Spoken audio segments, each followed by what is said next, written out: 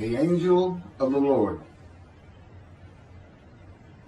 Rashi says in his introduction to Zechariah chapter 1, the prophecy of Zechariah is extremely enigmatic because it contains visions resembling a dream that requires an interpretation. We cannot ascertain the truth of this interpretation until the teacher of righteousness comes.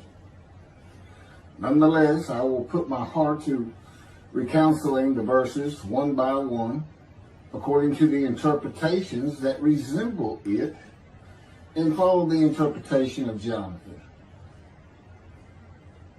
This is God's test for the Jewish people, in particular the Jewish leaders. God's test of who the descendant of David is. The man described in Isaiah 53, the teacher of righteousness.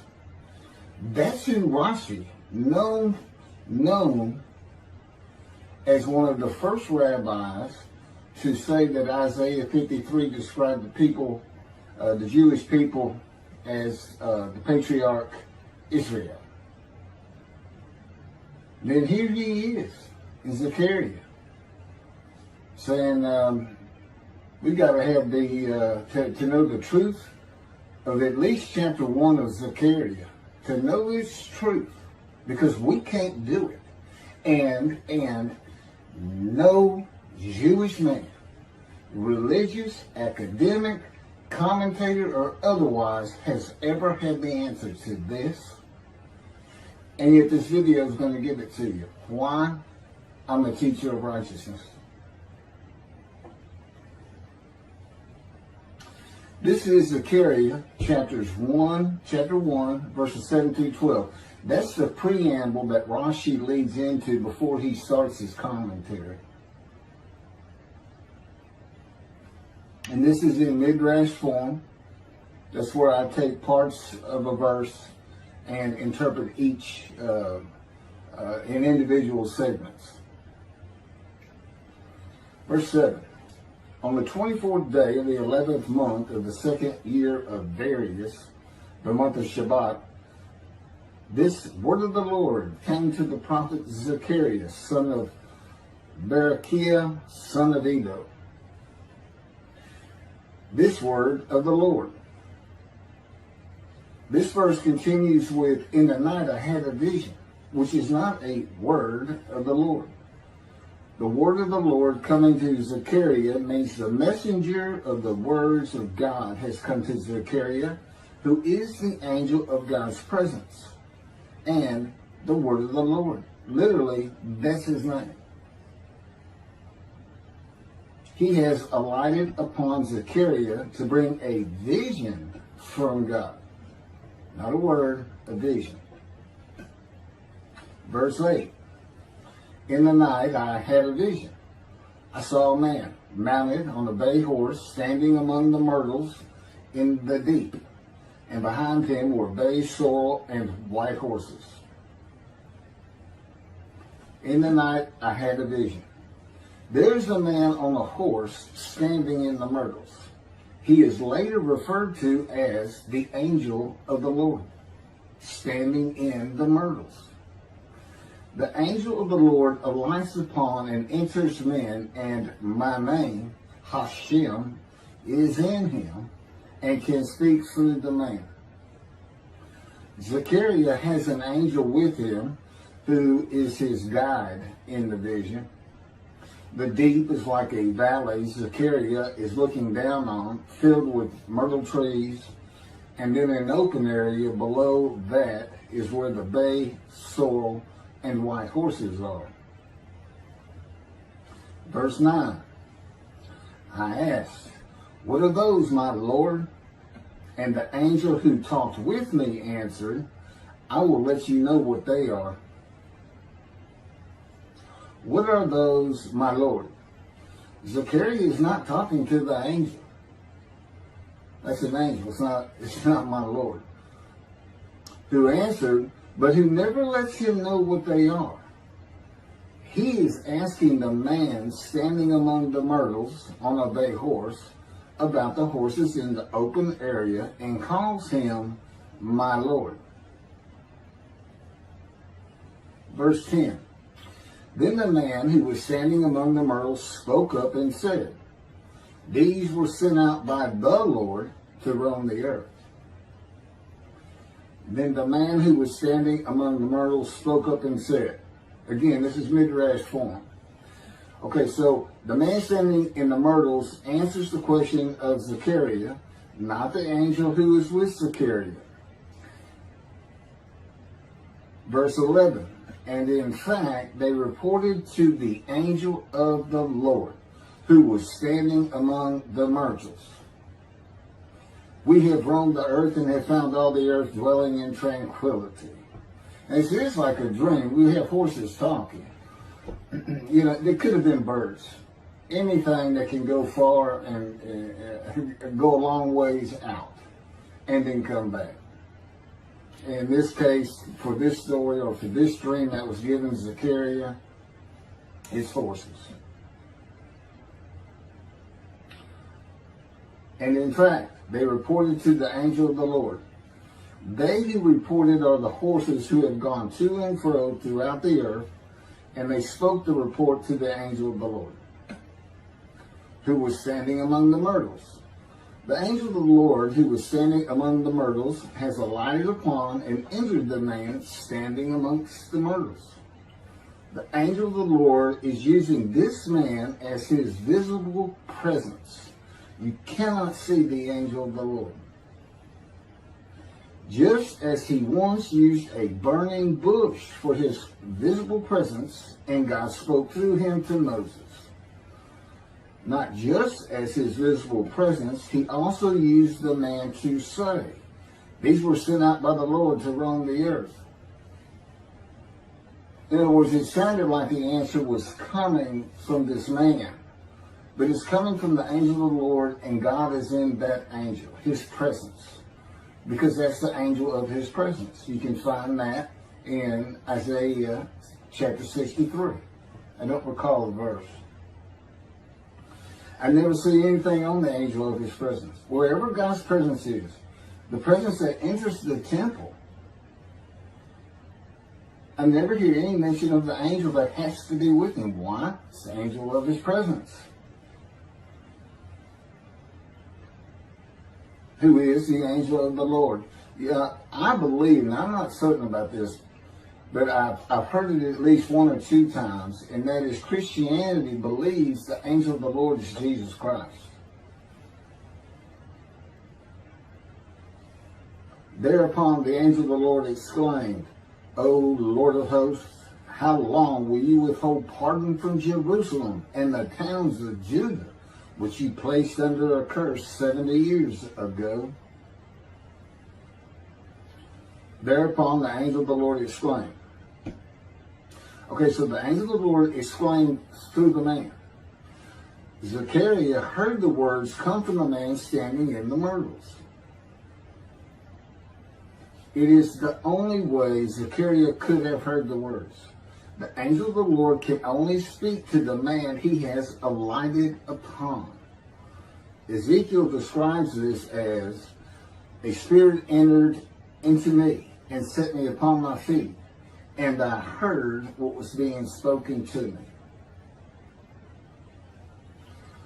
O Lord of hosts, how long will you withhold pardon from Jerusalem and the towns of Judah, which you placed under a curse 70 years ago? The following verses are from the book of Isaiah regarding this curse. Isaiah chapter 43, verse 2. So I profaned the holy princes. I abandoned Jacob to proscription and Israel to mockery. That, of course, is God speaking. The profaning of the holy princesses is God's prophecy of the banishment of King Jeconiah and all his offspring from ever ruling over Judah and Jerusalem again. The line of the kings of Judah ended. The line described king by king in the first book of the New Testament of Christianity. the line of Jesus. The abandonment and mockery are God's prophecy that the northern kingdom and the southern kingdom of the Israelites would be defeated and deported from the promised land. Isaiah witnessed the deportation of the northern kingdom, but the deportations of the southern kingdom were many years after his death. This is chapter 43, verses 5 through 7. Fear not, for I am with you. I will bring your folk from the east, will gather you out of the west. I will say to the north, give back, and to the south, do not withhold. Bring my sons from afar, and my daughters from the end of the earth. All who are linked to my name, who I have created, formed, and made for my glory. Okay, this is God's prophecy that all the tribes of Israel would return from the Assyrian deportations of the tribes east of the river Jordan, that were Reuben, Gad, and the half tribe of Manasseh, and all the tribes of the northern kingdom, deported by Assyria, defeated and deported, and the Babylonian deportations of the southern kingdom. It is a prophecy that is specific to the Assyrian Babylonian exiles. This prophecy was fulfilled according to the books of Ezra and Nehemiah and their account of all 13 tribes returning to the southern kingdom of the lands of Benjamin and Judah. Jerusalem is within the lands of Benjamin, and his lands are considered part of the kingdom of Judah, since that is where the kings of Judah rule from. 10 tribes being lost and not returning is a myth. When the 7th month arrived, the Israelites being settled in their towns, the entire people assembled as one man in Jerusalem, as the man Israel, all of them. When the people Israel gather as one man, it is all 12 tribes who were allotted lots of the promised land, and the Levites, they did not receive a portion. They were allowed to go from lot to lot, tribe to tribe, and everybody was supposed to take care of them. The Levites, that would be Levi, the son Levi, the priestly tribe without an allotment of the promised lands. Judahites and Benjaminites alone are not Israel, though all references to Israelites would include them. All of Israel had returned together to Jerusalem and Judah, mindful of the imported Gentiles in the northern kingdom, imported by the Assyrians, many of whom tried to stop the building of the second temple. This is why everybody returning, all 13 tribes, all went to Judah. The northern kingdom was occupied by Gentiles, I would assume Assyrians and Arabs.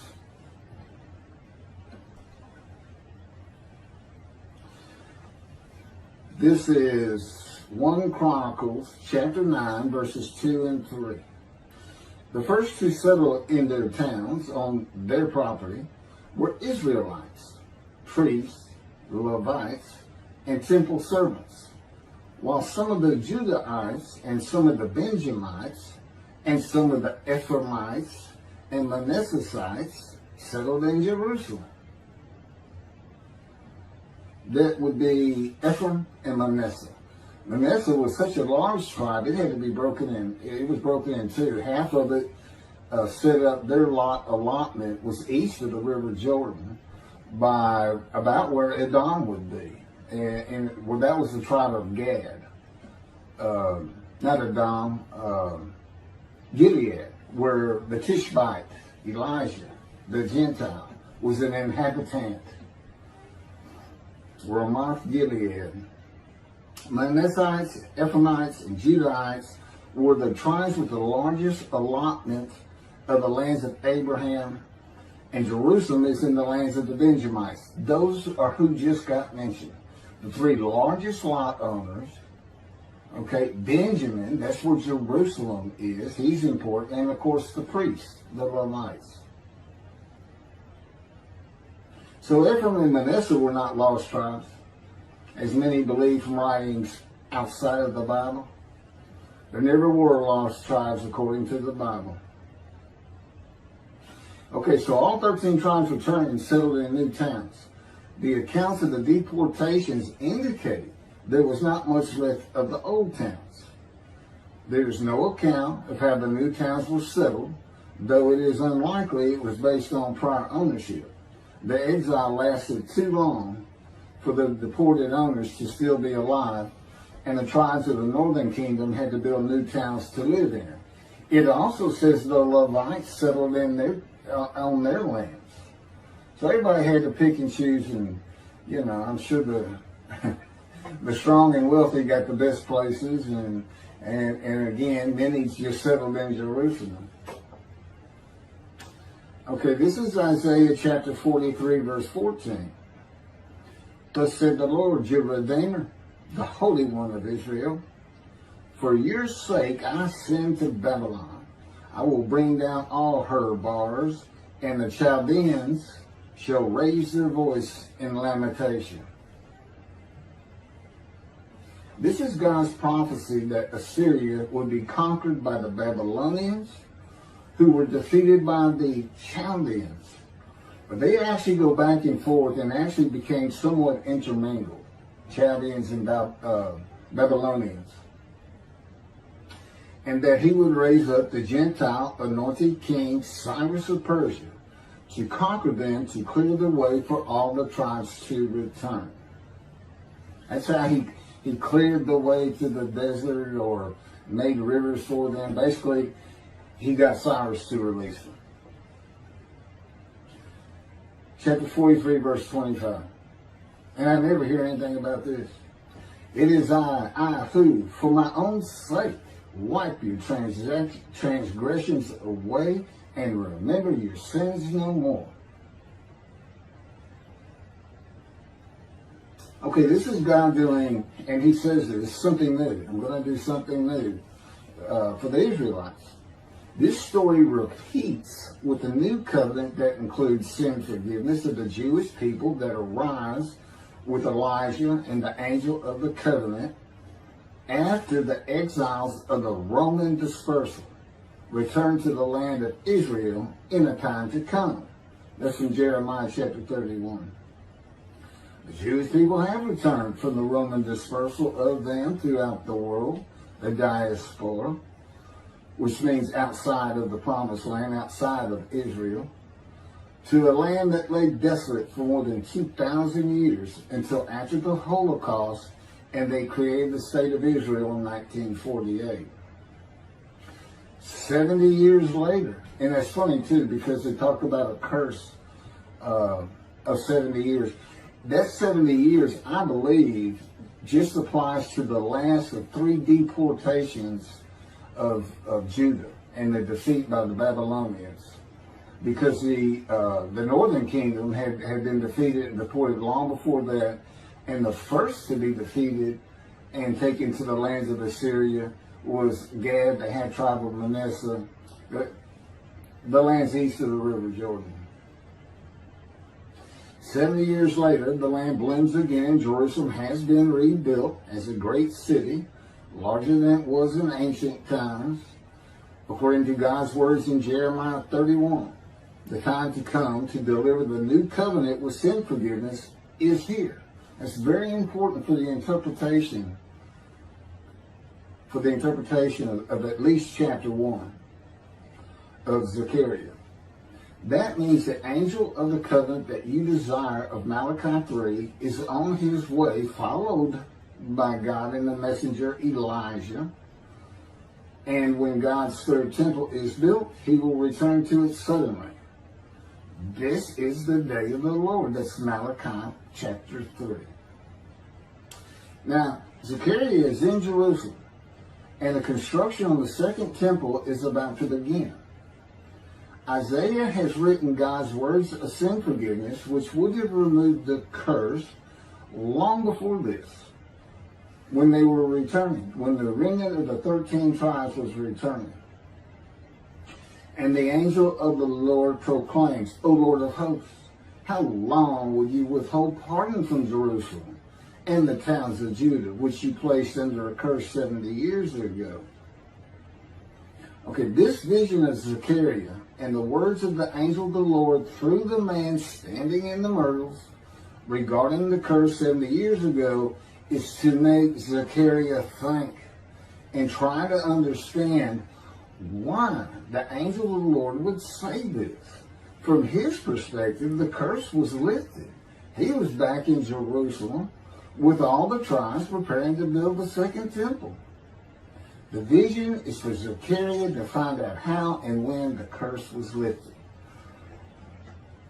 And that's important today, because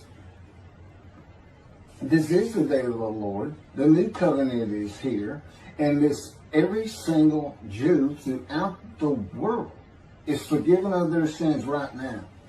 And that message has been given to me to be delivered. And it's not getting out there. It's just not getting out there. And that's what happened here. Because if you read Ezra and Nehemiah, it's clear they had no idea that their slates had been claimed.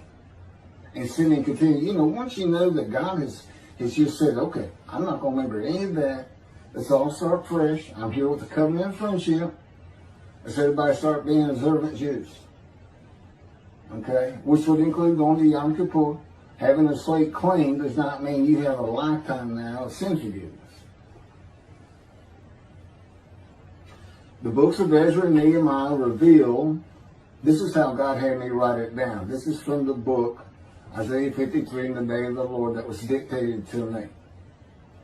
The books of Ezra and Nehemiah reveal that the 13 tribes did not know they had been right. We have to wait for the teacher of righteousness to know. And this is another thing I never see in this Messianic era that is taught, that is coming, is that God is with the descendant of David as he was with Moses. I mean, just right there with him.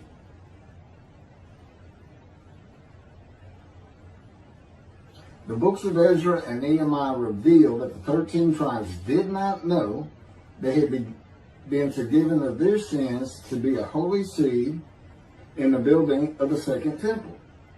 If people know they have been forgiven and have a clean slate from past transgressions against God and his laws, they are more likely to stop their sinful ways and abide by his laws in the future.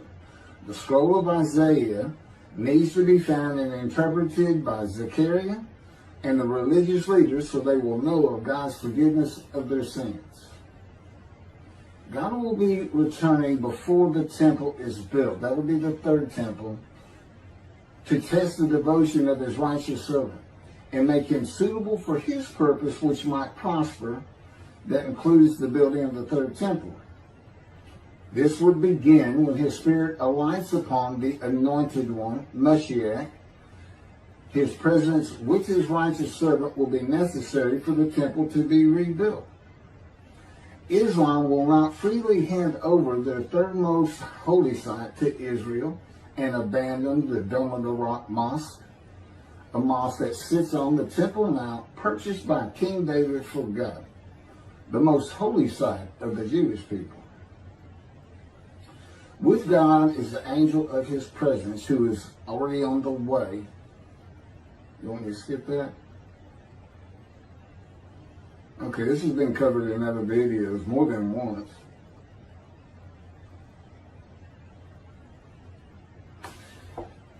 The prophet like Moses will have other similarity to Moses beyond writing God's words at his command and direction. As this was written, at God's command and direction, I typed those words. To the greatest degree possible for any human being, Moshe's identity and existence became one with the Creator. Now that's who you're looking for when you say the prophet like Moses. It's not Joshua. I've heard that one. Which is, it says right there on that page, there's never been another prophet like Moses. Well, his attendant Joshua standing right there. If that's... Anyway. Moshe's identity and existence became one with the Creator. I don't think you can say that of Joshua. I don't think you can say that of any man until the Spirit of God alights upon him in chapter 11 of Isaiah. He surrendered himself to God to the extent that our sages say the Shekinah, the divine presence, which is the angel of his presence, who is the Holy Spirit. He's an angel, and his body is not human form with wings. His body is the Spirit of God. Wherever God is, his Spirit is. Wherever his presence is, the angel of his presence is. They're always together. So when they align upon a man and say, okay, we have tasks for you, that man immediately becomes a man in divine beings. And that's the Shekinah. That's the Spirit of God and the presence of God entering into the temple, which would include the angel of his presence. The Shekinah spoke through Moshe's throat. As I have mentioned, God can speak through me. You're only going to know it, just like with the man standing in the myrtles, by the words that are spoken. Okay? Because it's my voice. But it's not me. You know, I can tell the difference. You can't, other than those would be how God would state it. And you can, if you watch closely, you can see it happen in all these videos. I mean, for the most part. Where God just, you know, it just throws out a sentence. And I just keep going, you know. I let him get done, and I just pick up from there. We've been working on this for over 13 years. That's from the Zohar, Volume 3, page 232A. And then it says, i.e., he was God's veritable mouthpiece on this earth. That's from the Sefer Hashikos, 5749, Volume 1, page 290, and a footnote. The prophet, like Moses, will also have the answer to these questions. Quote, the great Jewish philosophers try to understand the question of how Moses heard God literally. Some insisting that God spoke actual words and Moses heard them with his ears, while others suggest that God's speech was communicated silently to Moses' intellect and only uttered in sound by Moses himself. Maimonides, Rambam, even as he affirmed the communication between God and Moses as a fundamental Jewish belief, ultimately conceded the mysteriousness of that process. The entire Torah reached Moses from God in a manner which is figuratively described as speech, but no one has ever known how that took place except Moses himself, whom that speech reached. That's commentary on the Mishnah, Sanhedrin, chapter 1. Well, I have the answers, and I've been telling you the answers. God is in his Spirit. Spirit enters into you, because we find it in Ezekiel. There's where God tells you. God was telling Ezekiel, Ezekiel, get up on your feet. Ezekiel says, at that very moment, the Spirit entered into me, and I could hear the words of God. There it is. When he enters him. Now, he's not hearing that through his ears. There's the first question answered. It's not to your ears. And there is a silent knowing. That's what we call it, or what God has taught me. Now, generally, I just hear words as though they came in through my ears and they're in my mind, as though my eyes and my ears had perceived. But he can put just knowledge into my mind without uttering a word. And it's kind of can be pointed out easiest with when he comes to a man, and like he came to Samuel, and Samuel just says, here I am. It's as though before he speaks to you, and this is what happened with me, he put in a knowledge in my mind that the God of creation was about to speak to me. And so when he did speak, it was as though he had always been there speaking to me. Not unlike